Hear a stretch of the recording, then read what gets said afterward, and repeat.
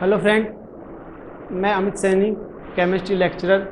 आज 12th का एक इम्पोर्टेंट टॉपिक स्टीरियो केमिस्ट्री, उस पर डिस्कस करते हैं। जो भी आपको प्रॉब्लम आए तो कमेंट बॉक्स पे कमेंट करके बता देना, ठीक है। फर्स्ट टॉपिक है स्टीरियो केमिस्ट्री।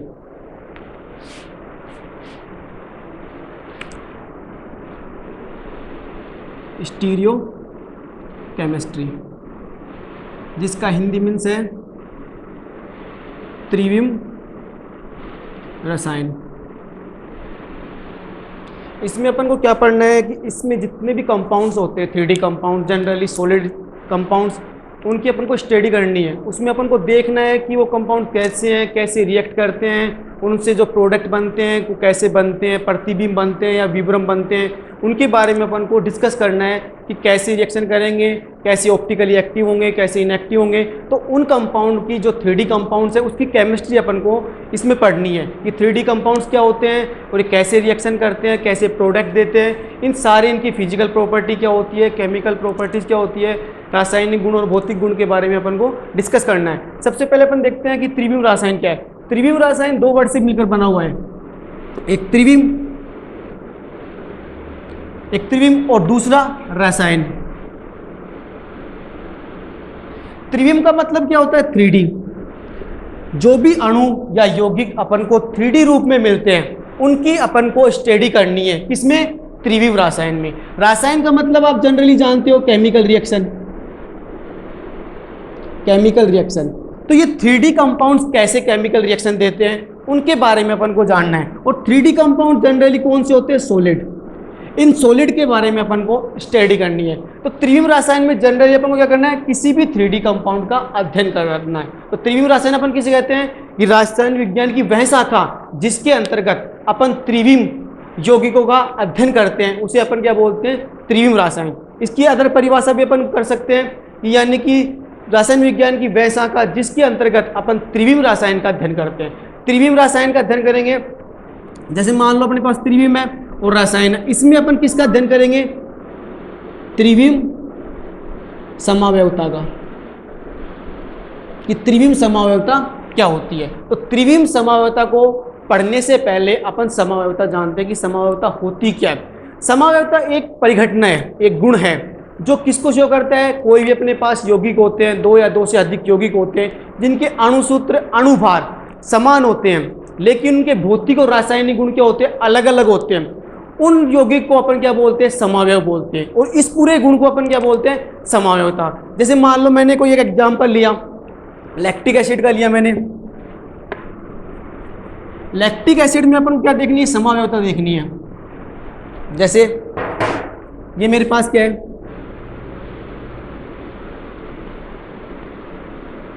लैक्टिक अम्ल। लैक्टिक अम्ल। अब इसके अपन को दो या दो से अधिक रूप मिल सकते हैं। एक रूप मैंने ये ले लिया, CHO, COH, CH2OH, इसको बोलते अपन ग्लिसरेल्डिहाइड। ग्लिसरेल्डिहाइड, ठीक है। और इसका दूसरा समावयव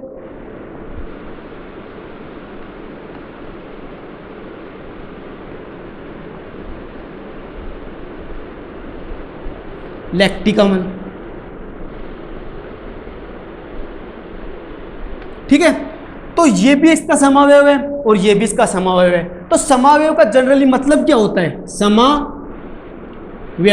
समावयव दो वर्ड से मिलकर बना हुआ है, एक तो समान, समा, और एक व्यव। समा का मतलब समान और व्यव का मतलब भाग, यानी जिस भी यौगिक के अपन को समान भाग मिलते हैं उसको अपन क्या बोलते हैं? समावयव। अब समान भाग क्या होने चाहिए? समान भाग जनरली अपन दो लेके चलते हैं, एक तो अणुसूत्र और एक अणुभार। जैसे मान लो कोई भी यौगिक है जिसका अणुसूत्र हो और अणुभार हो, यदि ये दोनों समान मिलते हैं तो अपन जब उसको बोलेंगे कि ये यौगिक एक दूसरे के क्या है? समावयव। यदि ये दोनों भाग समान नहीं है तो अपन ये नहीं बोल सकते कि ये समावयव हैं। समावयव तभी होंगे तब उनके अणुसूत्र और अणुभार क्या मिलेंगे? समान। अणुसूत्र अणुभार समान मिलेंगे तब भी अपन उसको क्या मानेंगे? समावयव। जैसे मान लो लैक्टिक एसिड लिया मैंने, लैक्टिक एसिड का ये वाला फॉर्मूला है, एक ये वाला स्ट्रक्चर फॉर्मूला और एक ये वाला स्ट्रक्चर फॉर्मूला, मतलब ये तीनों क्या इसके संरचनात्मक सूत्र हैं। अब इसका जब मैं अणुसूत्र लिखता हूँ तो क्या आएगा, कार्बन 3 ऑक्सीजन 3H6। अणुसूत्र क्या होता है, अणुसूत्र जो भी अपने पास स्ट्रक्चर आती है उसमें जो भी परमाणु भाग लेते हैं उन परमाणु को एक क्रम में लिखते हैं, उनको एक क्रम में लिखने के बाद उनकी संख्या को उनके नीचे लिखते हैं। जैसे मान लो कार्बन कितने हैं, 1 2 3 कार्बन अपन ने यहाँ पे लिख दिया। ऑक्सीजन कितने हैं, 2 और 1 3 ऑक्सीजन लिख दिया। हाइड्रोजन कितने हैं, 1 2 3 और 3 6। तो ये तो क्या हो गया, इसका अणुसूत्र हो गया। सेम ग्लिसरॉल्डिहाइड का देखते हैं, तो ग्लिसरॉल्डिहाइड में कार्बन कितने हैं, 3। हाइड्रोजन ऑक्सीजन देखते हैं पहले, ऑक्सीजन 1 2 3 ऑक्सीजन है। हाइड्रोजन कितने हैं, 1 2 3 और 2 6, वो 5 और 1 6। ये भी सेम हो गया। अब अपन चलते हैं इस वाले में, इसमें देखते हैं 3 कार्बन 3 हाइड्रो ऑक्सीजन और 6 हाइड्रोजन। तो जनरली क्या हुआ, ये जो अपने पास कंपाउंड्स मिल रहे हैं लैक्टिक एसिड के, इनके अणुसूत्र क्या मिल रहे हैं, समान। अणुसूत्र क्या है, समान। अब अणुसूत्र समान हो गए तो अपन को क्या देखना है, भार। अणुभार क्या होता है, जितने भी अपने पास परमाणु होते हैं उन परमाणु का जो सम होता है, उनका जो जोड़ होता है, उसे ही अपन क्या बोलते हैं, अणुभार। जैसे आपको पता है कि अणु का फॉर्मेशन किससे होता है, परमाणु से, तो अणुभार का परमाणु भार से।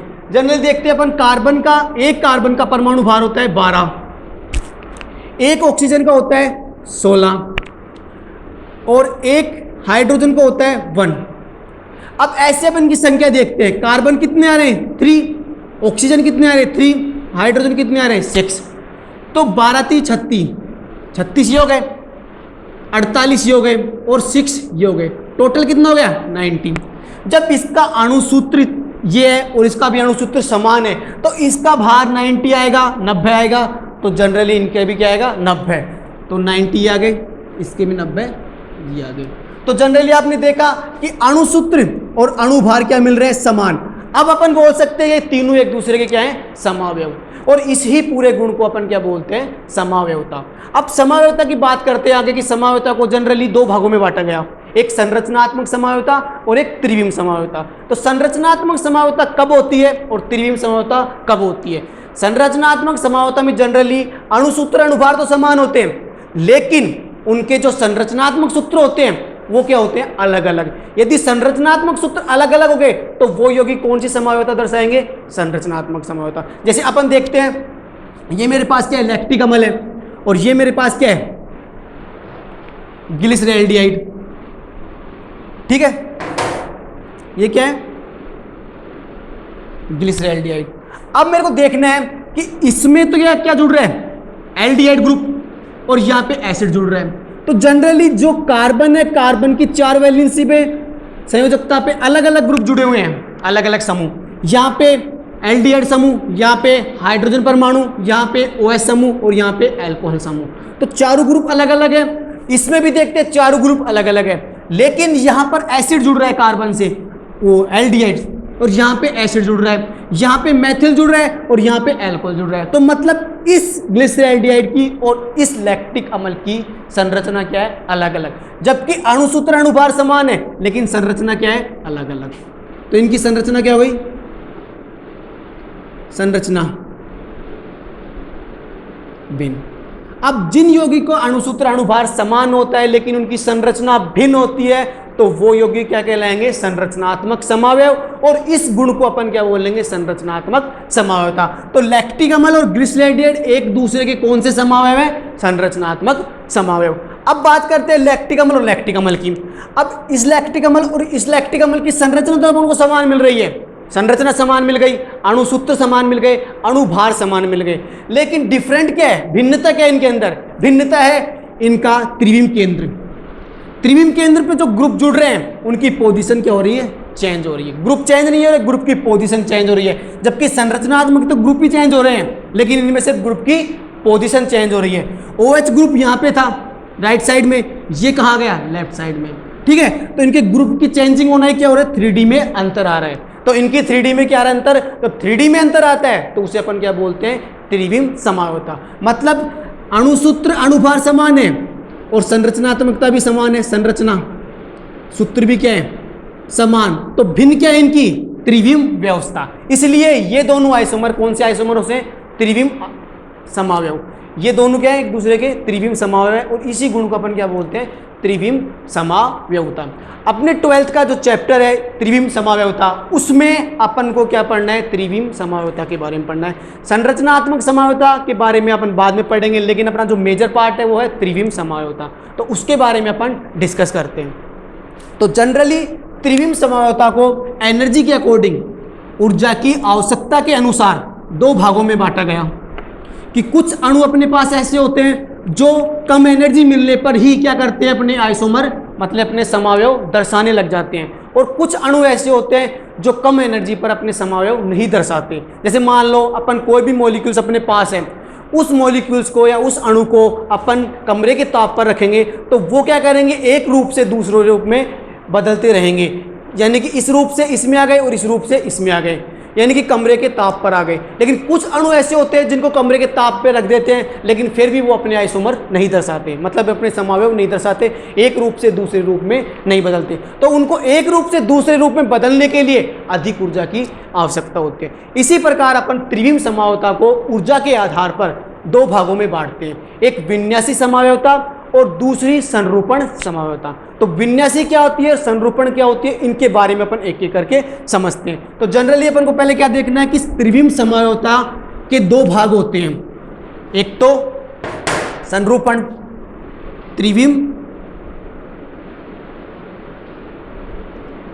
समावयवता के इसके कितने भाग हैं, दो भाग। पहला भाग क्या है, विन्यासी समावयवता, जिसे अपन बोलते हैं कॉन्फिगरेशनल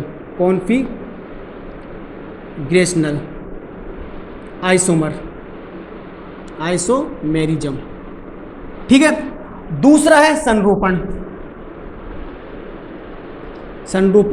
समावयवता, इसको बोलते हैं अपन कन्फर्मेशनल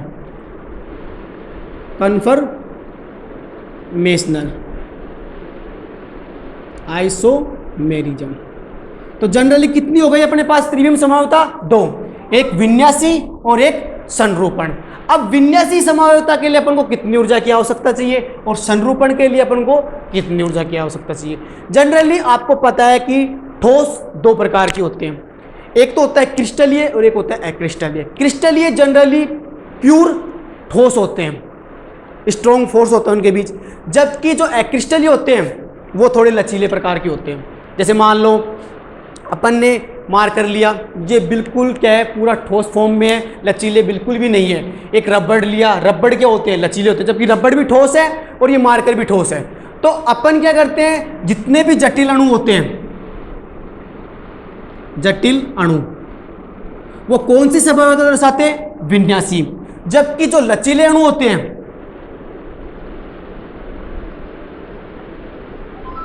वो कौन सी दर्शाते हैं, संरूपण समावयवता। अब लचीले अणु को तो अपन थोड़ी एनर्जी भी दे देंगे ना, तो ये अपने समावयव रूप दर्शाने लग जाएंगे, जबकि इनको कम एनर्जी में ये अपने समावयव रूप नहीं दर्शाएंगे, इनको एनर्जी की रिक्वायरमेंट आवश्यकता इससे ज़्यादा होती है। अब ये लचीले अणु हो गए। अब लचीले अणु में जटिल अणु हो गए, तो जटिल अणु में अधिक ऊर्जा की आवश्यकता होती है, अधिक ऊर्जा की आवश्यकता होती है। सामान्यतः अपन ये बोल सकते हैं कि सामान्यतः ये कमरे के ताप पर समावयवता नहीं दर्शाती, समावयवता नहीं दर्शाती। जबकि ये वाले लचीले अणु हैं जो कमरे के ताप पर आसानी से अपना दूसरा रूप बना सकते हैं, मतलब समावयव दर्शा सकते हैं। इनके लिए कम ऊर्जा की आवश्यकता होती है, कम ऊर्जा की आवश्यकता होती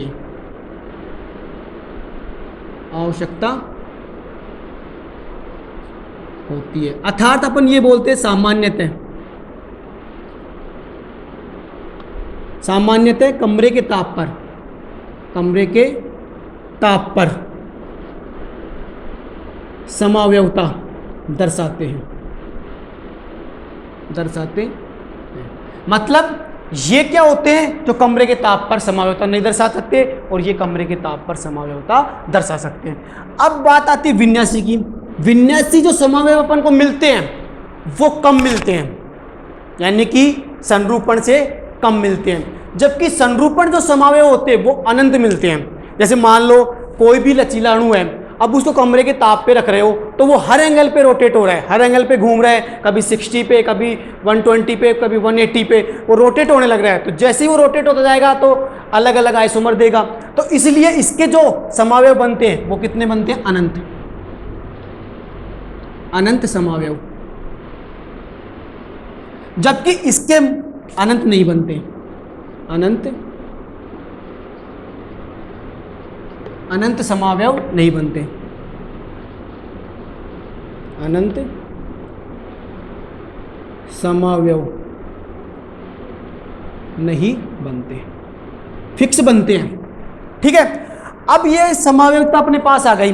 अब इसमें जो आपको समावयव मिलेंगे उनको आप सेपरेट कर सकते हो, मतलब उनके रूप अलग अलग करके आप देख सकते हो कि ये रूप है, ये रूप है। जैसे मान लो एग्जांपल लेता हूं मैं, ज्यामिति समावयवता। ज्यामिति इसका ही पार्ट है। ज्यामिति में एक मेरे पास समपक्ष है, एक मेरे पास विपक्ष है, मतलब एक सिस है और एक ट्रांस है, तो मैं उनको अलग अलग करके देख सकता हूं, जबकि इस प्रकार की समावयवता में उनको अलग करके देख ही नहीं सकता। इसलिए अपन ये बोल सकते हैं कि ये समावयवता को पृथक किया जा सकता है, पृथक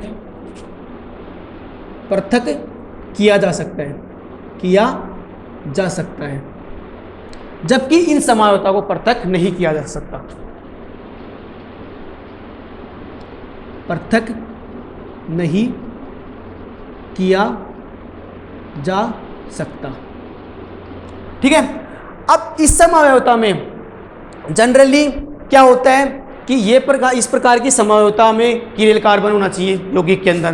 किरेल कार्बन होगा तो वो विन्यासी समावयवता दर्शाएगा। साथ ही कार्बन कार्बन के बीच या कार्बन नाइट्रोजन के बीच या नाइट्रोजन नाइट्रोजन के बीच द्विबंधु उपस्थित होना चाहिए, तो वो कौन समावयवता दर्शाएगा? विन्यासी। इसमें क्या होता है? एकल बंधु उपस्थित होता है और ये संरूपण समावयवता दर्शाते हैं। संरूपण समावयवता में क्या होता है कि एक कार्बन यहाँ पे होता है, एक कार्बन यहाँ पे होता है, तो वो कार्बन क्या करते हैं? फ्री रोटेशन करने लग जाते हैं, मुक्त घूर्णन करने लग जाते हैं। तो मुक्त घूर्णन करेंगे तो वो हर कोण पे घूमते रहेंगे, हर कोण पे रोटेट होंगे, तो रोटेट होकर कौन सी समावयवता दर्शाएंगे? वो संरूपण। जबकि इनमें क्या होता है कि कार्बन कार्बन के बीच या कार्बन नाइट्रोजन के बीच डबल बॉन्ड प्रेजेंट होता है, और डबल बॉन्ड जब प्रेजेंट होता है तो अपन उसका घूर्णन नहीं कर सकते। तो इनमें प्रतिबंधित मुक्त घूर्णन पाया जाता है और इनमें मुक्त घूर्णन पाया जाता है। फिर अगली बात आती है कि ये विन्यासी समावयवता होती है, इसके दो पार्ट होते हैं, एक प्रकाशिक समावयवता और दूसरी ज्यामितीय समावयवता। जबकि इसके कोई पार्ट नहीं होते, लेकिन इसके दो रूप अपन को जनरली मिलते हैं, एक तो सांत्रित और एक ग्रस्त। सांत्रित और ग्रस्त के अलावा भी और बहुत रूप मिलते हैं, लेकिन मेजर अपन दो को लेके चलते हैं, सांत्रित को और ग्रस्त को।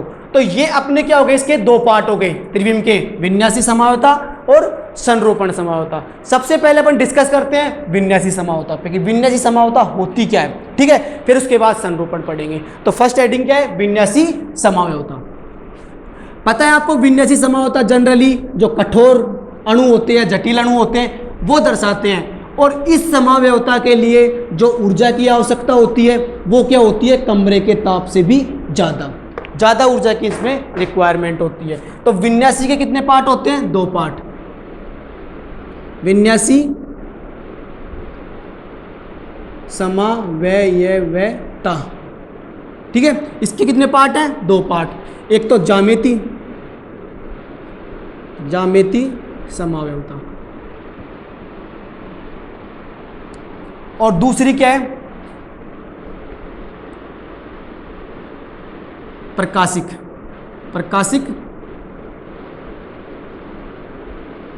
समावयवता, मतलब ज्योमेट्रिकल आइसोमेरिज्म और ऑप्टिकल आइसोमेरिज्म। इसको आगे जब अपन देखते हैं इसके बारे में पढ़ेंगे और इसके बारे में पढ़ेंगे। पहले अपन देखते हैं कि ज्यामिति क्या होती है। ज्यामितीय समावयवता जनरली सामान्यतः वो यौगिक दर्शाते हैं जिनमें दो परमाणु के बीच डबल बॉन्ड प्रेजेंट होना चाहिए। यदि द्विबंध उपस्थित होंगे दो परमाणु के बीच, तो तो वो ज्यामिति दर्शाएंगे, नहीं होंगे तो वो नहीं दर्शाएंगे। इसके साथ द्विबंध के साथ एक कंडीशन और, एक शर्त और लगती है। वो शर्त ये है कि द्विबंध से जुड़ने वाले परमाणु या समूह प्रत्येक द्विबंध कार्बन पे क्या होना चाहिए, भिन्न होने चाहिए। जैसे मान लो अपने पास ये द्विबंध तो आ गया, पहली शर्त तो पूरा कर रहा है कोई भी अणु, लेकिन दूसरी शर्त क्या है, इस पे जो ग्रुप जुड़ रहे हैं वो क्या होने चाहिए, अलग अलग होने चाहिए। जैसे मान लो मैंने यहाँ लिया ए, यहाँ लिया बी, यहाँ पे लिया ए और यहाँ पे लिया बी। अब मैं इस कार्बन पे देखता हूं तो इस कार्बन पे जो समूह जुड़ रहे हैं या परमाणु जुड़ रहे हैं वो क्या है, अलग अलग है। इस पे देखता हूं तो अलग अलग है। इन दोनों कार्बन के समूह आपस में सेम मिल सकते हैं, लेकिन प्रत्येक द्विबंधित कार्बन पे जुड़ने वाले समूह क्या होने चाहिए, अलग। जब ही ये क्या करेगा, ज्यामिति देगा, अन्यथा ज्यामिति नहीं देगा। जैसे मैं और एग्जांपल लेके देता हूं आपको। मैंने बोल दिया कि ये वाला कंपाउंड है, अणु है या यौगिक है, ज्यामिति देगा कि नहीं देगा। तो आप क्या देखोगे, पहले तो द्विबंध देखोगे, हाँ भाई द्विबंध है इसके अंदर। फिर आप क्या देखोगे कि द्विबंध से जुड़ने वाले परमाणु या समूह अलग अलग है या समान है। यदि अलग अलग है तो वो यौगिक क्या देगा, ज्यामिति। अलग अलग नहीं है तो वो ज्यामिति नहीं देगा। जैसे मान लो समान आ रहे हैं तो ये ज्यामिति नहीं देगा। और तीसरी बात क्या है कि इन आइटम पे कम से कम एक समूह समान होने चाहिए। एक समूह समान होगा, इस वाले का और इस वाले का समान होगा, तो अपन इसके दो रूप देख सकते हैं। सिस मतलब समपक्ष, ट्रांस मतलब विपक्ष, ये दो रूप। अब ये कब देख सकते हैं, जैसे मान लो मैंने यहां पे ले लिया बी, या तो मैं ए ले लूं या बी ले लूं। मैंने मान लिया ए मान लिया। अब एक के अकॉर्डिंग देखता हूं, यदि समान समूह एक तरफ उपस्थित होंगे तो उस रूप को अपन क्या बोलेंगे, सिस रूप या समपक्ष रूप। यदि समान समूह विपरीत तरफ उपस्थित होंगे तो उसे अपन बोलेंगे विपक्ष रूप या ट्रांस रूप। जैसे मान लो ये इस कार्बन का, ये इस कार्बन का, और समान समूह क्या है, एक तरफ है, तो ये रूप मेरे लिए क्या होगा, सिस। यदि मैं इस ए को यहां पे लेके आ जाता हूं, ये बी कर दिया मैंने और यहां पे ए लेके आ गया। अब ये समान समूह या ये वाले समान समूह देख लो, समान समूह क्या है, विपरीत तरफ है, तो इस रूप को मैं क्या बोलूंगा, ट्रांस रूप। ठीक है, तो सिस रूप और ट्रांस रूप के बारे में आप जान गए। यदि समान समूह एक तरफ होंगे तो अपन उसको क्या बोलेंगे, सिस या समपक्ष। यदि समान समूह विपरीत तरफ होंगे तो उसे अपन क्या बोलेंगे, ट्रांस या विपक्ष। ठीक है, तो ये इसके दो रूप हो गए। अब पहली बात क्या थी, डबल बॉन्ड होने चाहिए और जुड़ने वाले ग्रुप डिफरेंट होने चाहिए और कम से कम एक ग्रुप क्या होने चाहिए, समान होने चाहिए। तो ये तो क्या हो गया, ज्यामिति समावता किसमें हो गई, असंतृप्त यौगिकों में, द्विबंध वाले। यदि आपके पास चक्रीय यौगिक आ जाए एकल बंध वाला, तो वो भी क्या करेगा, ज्यामिति देगा, लेकिन उसमें भी यही कंडीशन लगेगी कि चक्रीय यौगिक है और चक्रीय यौगिक में क्या होना चाहिए, एटम एटम के बीच केवल सिंगल बॉन्ड प्रेजेंट होने चाहिए। एटम एटम के बीच सिंगल बॉन्ड प्रेजेंट होने चाहिए और साथ ही उस सिंगल बॉन्ड पे जुड़ने वाले ग्रुप क्या होने चाहिए, डिफरेंट होने चाहिए। तो वो क्या करेगा, ज्यामिति समावता देगा, अन्यथा नहीं देगा। तो अपन सबसे पहले देखते हैं ज्यामिति। ज्यामिति अपन दो यौगिकों में देखेंगे, दो प्रकार की में। जैसे अपन देखते हैं, पहला असंतृप्त यौगिकों में ज्यामिति समावता। ज्यामिति देखेंगे अपन, ज्यामिति समावता। एक तो किसमें देखेंगे, असंतृप्त,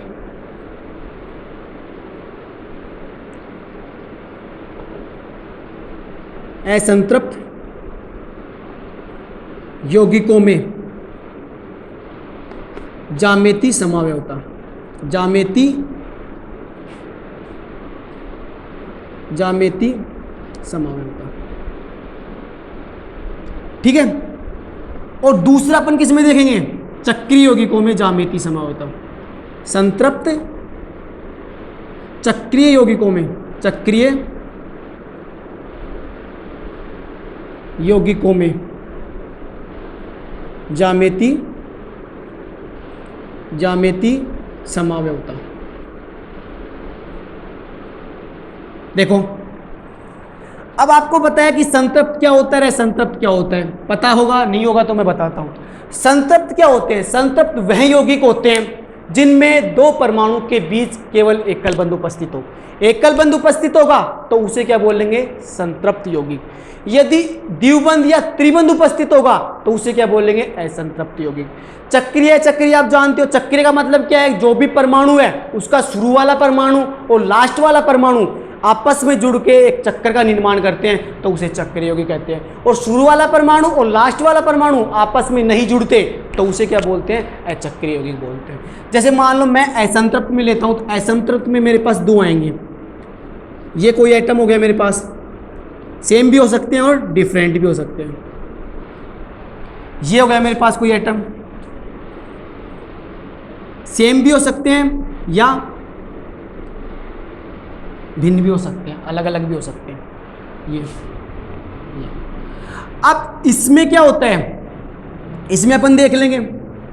एक इसमें देखो, इसमें दो रूप अपन को मिल सकते हैं जबकि इसमें दो रूप अपन को नहीं मिल सकते क्योंकि ये एक बेलनाकार ज्यामिति है। और बेलनाकार ज्यामिति में यदि मैं यहाँ पे अलग अलग ग्रुप जोड़ देता हूं तो मेरे को ये ट्रांसफॉर्म मिलेगी या फिर केवल सिस मिलेगी, जबकि सिस और ट्रांस दोनों नहीं मिलेगी। तो जिसमें सिस और ट्रांस दोनों रूप नहीं मिलते तो वो ज्यामिति नहीं देते, जिसमें सिस और ट्रांस दोनों रूप मिलते हैं वो ज्यामिति देते हैं। अब इनमें द्विबंध वाले में दोनों रूप मिलेंगे तो वो ज्यामिति देंगे। अब इनमें अपन पढ़ते हैं, तीन एग्जाम्पल लेते हैं। एक लेते हैं एल्किन, ठीक है, और एक लेते हैं ऑक्जिम,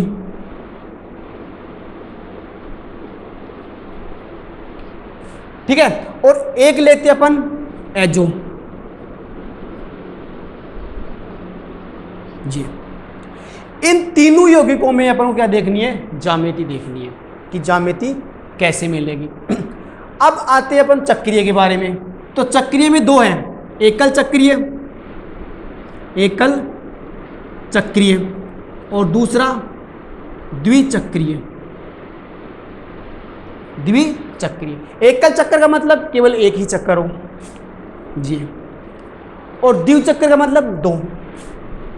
ये इसमें अपन एग्जांपल लेना अपन को साइक्लोप्रोपेन,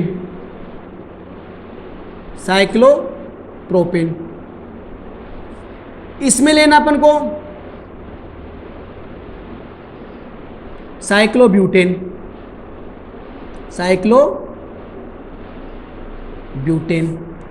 और इसमें लेना अपन को आगे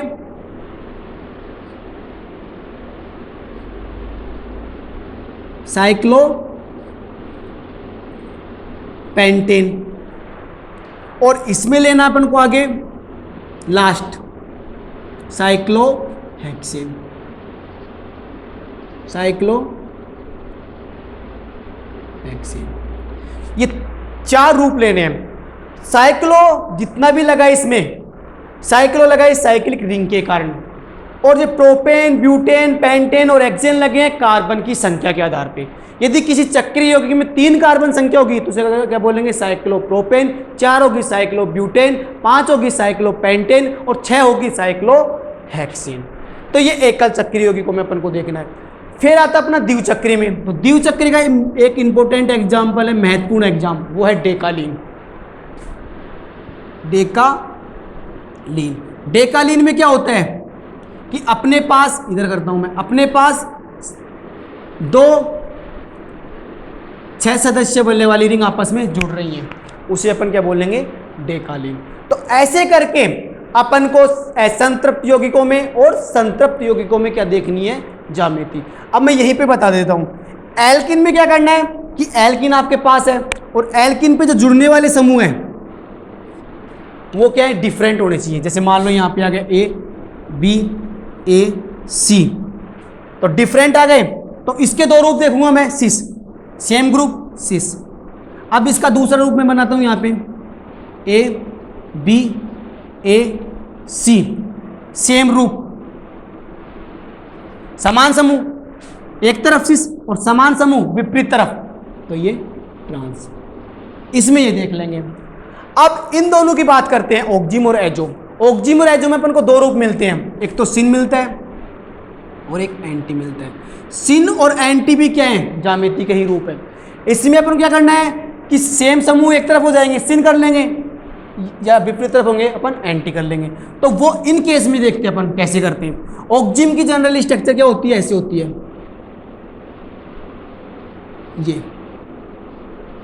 ये होती है ऑक्जिम की। यदि ये कार्बोनिल समूह और हाइड्रोक्सी एमीन जब आपस में रिएक्शन करते हैं तो ऑक्जिम का निर्माण करते हैं।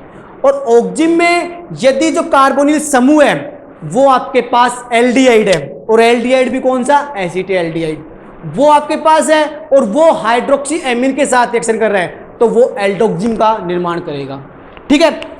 दूसरा, यदि आपके पास एसीटोन है तो एसीटोन तो होगा नहीं, एसीटोन का दूसरा रूप अपन को लेना पड़ेगा जिसमें एक तरफ CH3 और एक तरफ C2H5 जोड़ना पड़ेगा, वो लेंगे। और वो कीटो वाला ग्रुप जब हाइड्रोक्सी एमीन के साथ रिएक्ट करेगा तो वो क्या बनेगा, कीटोक्सिम। तो कीटोक्सिम और एल्डोक्सिम इन दोनों में अपन को क्या देखनी है, सिन और एंटी रूप। और सिन और एंटी रूप क्या है, ज्यामितीय समरूपता के ही रूप है। जैसे मैं इसमें देखता हूं, थोड़ा इसको रफ करता हूं, देखो अपन देखते हैं ऑक्जिम में मैंने बताया था कि ये मेरे पास क्या है, कार्बोनिल समूह है। ये किससे रिएक्शन कर रहा है, हाइड्रोक्सी एमीन के साथ। और ये वाटर क्या कर रहा है, रिलीज कर रहा है, वाटर निकल रहा है और क्या बन रहा है, ऑक्जिम। इसे क्या बोलते हैं अपन,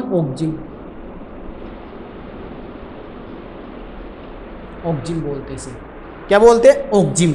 अब यदि मैं यहां पर R जोड़ दूं, यहां पर H जोड़ दूं, तो ये वाला जो मेरे पास कार्बोनिल समूह है वो है एल्डिहाइड, और ये एल्डिहाइड जब हाइड्रोक्सी एमीन से रिएक्ट करेगा तो क्या बनाएगा, एल्डोक्सिम।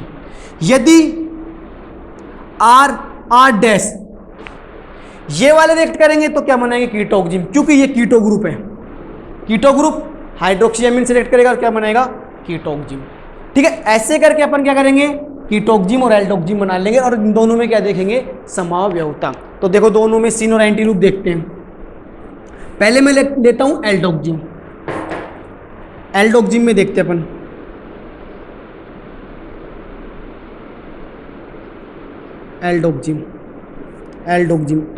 एल्डोक्सिम समूह। अब इसमें देखते हैं कार्बन, नाइट्रोजन, OH, और यहां पर मैंने लगा दिया हाइड्रोजन और यहां पे लगा दिया R।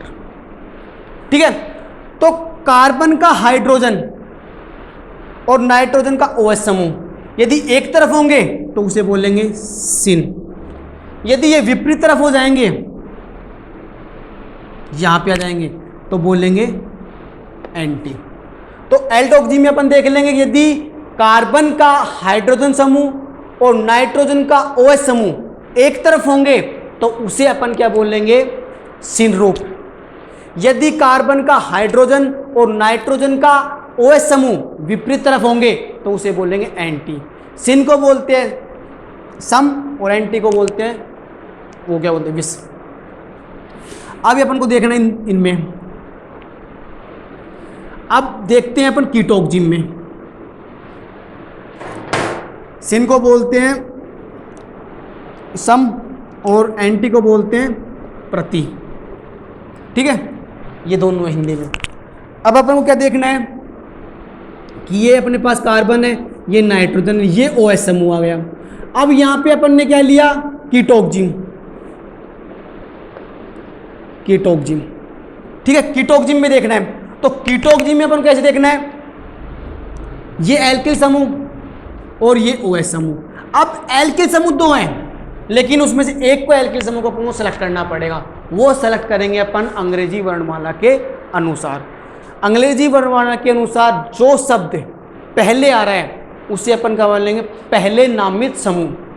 पहले नामित समूह मतलब जो जिनका नाम पहले आ रहा है, और बाद में आ रहा है तो वो अलग है। तो अपन को तो क्या देखना है, पहले नामित समूह। यदि पहले नामित समूह कार्बन का और नाइट्रोजन का OH समूह एक तरफ होंगे तो सिन, और अपोजिट साइड में होंगे, विपरीत तरफ होंगे तो एंटी। जैसे मान लो मैंने यहाँ पे क्या ले लिया, C2H5, और यहाँ पे क्या ले लिया, CH3। अब CH3 को क्या बोलते हैं अपन, मेथिल, मिथाइल। मिथाइल में क्या आ रहा है M, और ये क्या है इथाइल। इथाइल में क्या आ रहा है E।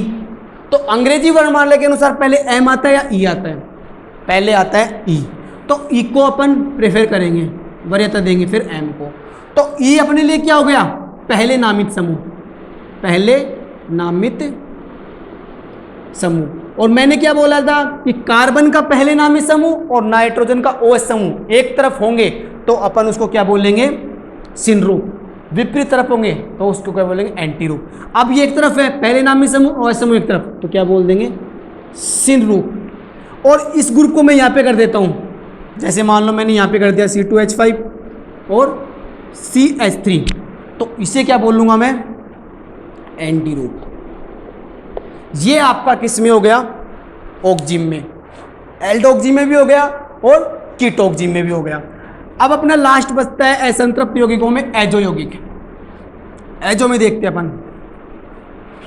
देखो एजो जनरली दो नाइट्रोजन के ग्रुप को एजो बोलते हैं। ये अपने पास क्या गया? एजो यौगिक, एजो यौगिक। ठीक है। अब एजो यौगिक में ये नाइट्रोजन। अब इसमें एजो यौगिक में अपन ज्यामितीय समवायता बोले तो सिन और एंटी रूप किसके आधार पर देखते हैं? लोन पेयर के आधार पर। यदि दोनों नाइट्रोजन समूह के लोन पेयर या एकांकी इलेक्ट्रॉन युग्म एक तरफ होंगे तो उसे अपन बोलेंगे सिन रूप। यदि वो लोन पेयर विपरीत तरफ होंगे तो उसे अपन क्या बोलेंगे? एंटी रूप। जैसे अपन देखते हैं ये नाइट्रोजन, ये लोन पेयर, ये लोन पेयर एक तरफ आ गए तो क्या हो गया? सिन। अब मैं इनको क्या करता हूं? विपरीत तरफ करता हूं। ये नाइट्रोजन लोन पेयर, ये विपरीत तरफ हो गए तो इसे क्या बोलूंगा? एंटी। तो ये सिन रूप हो गया, ये एंटी रूप हो गया। किसका? एजो यौगिक का। और सिन एंटी को अपन क्या बोलते हैं? ज्यामिति। तो असंतृप्त यौगिकों में ज्यामिति समवायता मैंने बताई है कि एल्किनों में कैसे देखते हैं, ऑक्जिम में कैसे देखते हैं, एजो में कैसे देखते हैं। अब बात आती है अपने पास संतृप्त चक्रीय यौगिकों में ज्यामिति समवायता। अब ये देखो, ये देखते हैं अपन संतृप्त चक्रीय यौगिकों में ज्यामिति समवायता। जैसे मैं सभी को एक एक करके लिखता हूं। पहला साइक्लोप्रोपेन,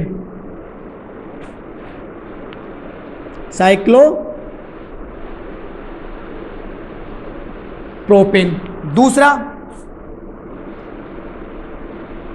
साइक्लोब्यूटेन,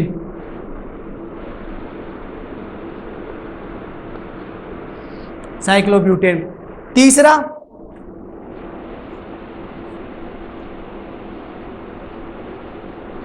साइक्लोपेंटेन,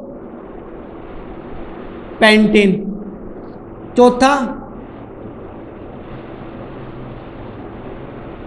साइक्लोहेक्सेन।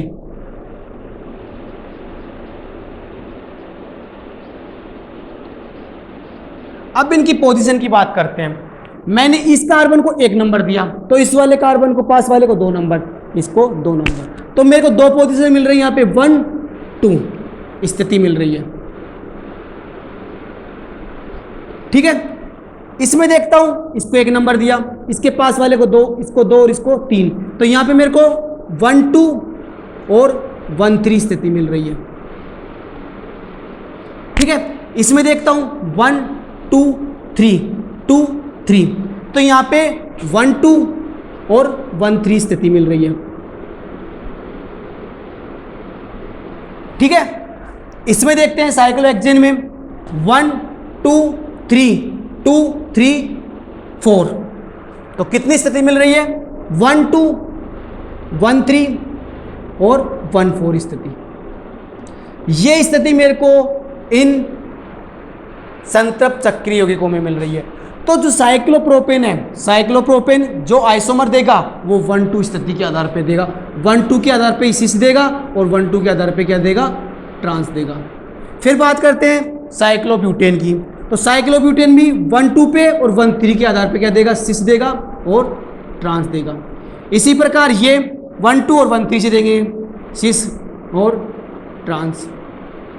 इसी प्रकार ये वाला 1 2 1 3 1 4 के अकॉर्डिंग देगा सिस और ट्रांस। इस प्रकार अपन संतृप्त चक्रीय यौगिकों के एकल चक्र में ज्यामिति अपन देख सकते हैं। अब इसमें द्विचक्रीय में किसका एग्जाम्पल लेते हैं? डेकालीन। तो डेकालीन में क्या होता है?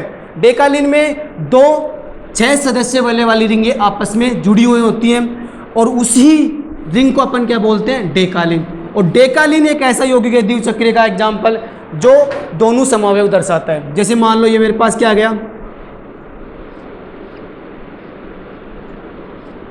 डेकालीन, ऐसे बना दिया मैंने इसको डेकालीन। अब इसके 2 रूप देखता हूं मैं।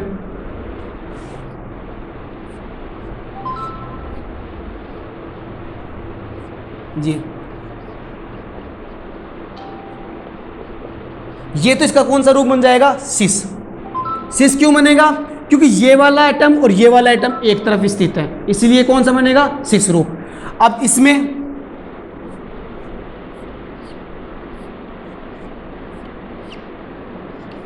ये वाला एटम और ये वाला एटम अपोजिट साइड में है, ये आपकी तरफ है, ये आपसे दूर है, तो इसलिए कौन सा बन गया? ट्रांस। एक डेकालीन ही द्विचक्रीय यौगिकों में ऐसा यौगिक है जो सिस रूप और ट्रांस रूप दोनों देता है, और दोनों के दोनों रूप क्या होते हैं? इसके स्थायी होते हैं। जबकि इसके अलावा जो भी द्विचक्रीय यौगिक होते हैं उनके केवल सिस रूप बनते हैं, ट्रांस रूप नहीं बनते। ये अपने क्या हो गई? ज्यामिति समावयवता। ठीक है, इसके बाद अपन देखते हैं प्रकाशिक समावयवता।